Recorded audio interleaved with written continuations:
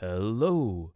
In this tutorial, we're going to make some deep bass house sounds using massive and a technique called sine shaping or wave shaping. Let's first take a listen.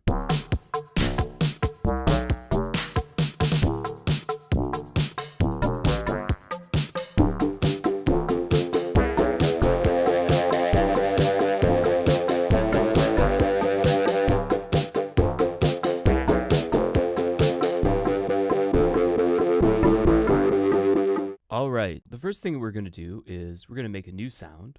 The next thing that we're going to do is set up our basic sound design parameters. So I'm going to go over here. I'm going to use oscillator 1. I want to select the wave shape first. I'm going to set this to sine, square, and move the wavetable position all the way to sine.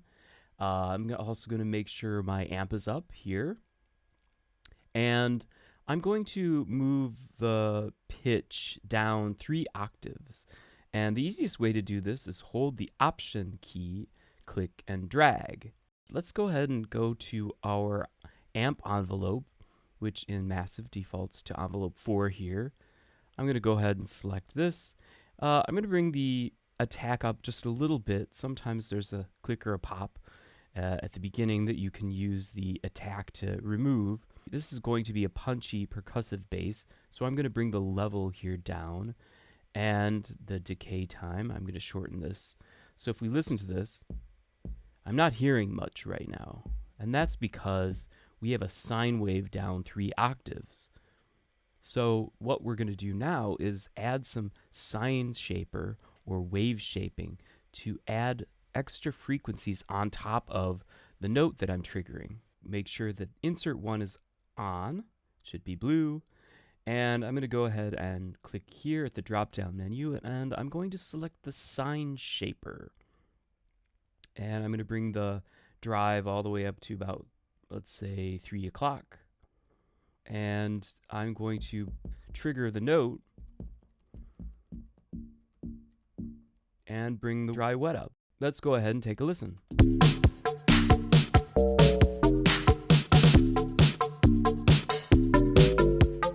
Keep your eye on your master level. You might have to bring that up. The next thing that we're going to do with this is I'm going to add some modulation to these parameters down here.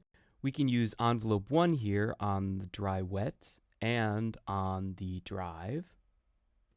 And I'm going to go ahead and drag down to add the modulation in the negative bias direction, just like so. And the next thing I'm going to do is I'm going to edit this envelope and make it percussive. So I'll just bring the attack all the way down and the sustain level all the way down. And now I can check out how the decay time, this value here is going to change the timbre.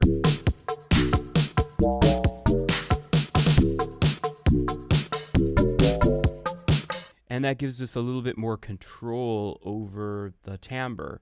And again, I would say take these parameters for a drive, maybe bring the drive and the dry wet up a little bit, maybe expand the modulation amount, and check out what happens.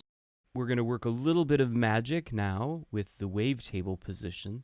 So check out as I move this sine to a square wave. Again, you'll just have to keep your eye on your master level.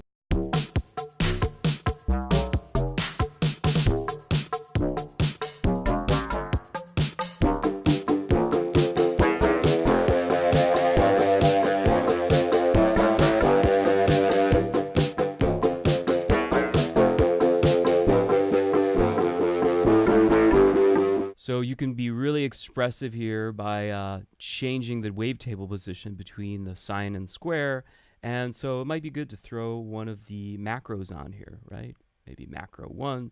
So you could do some really fun control in your DAW. That's it for now. Thank you so much.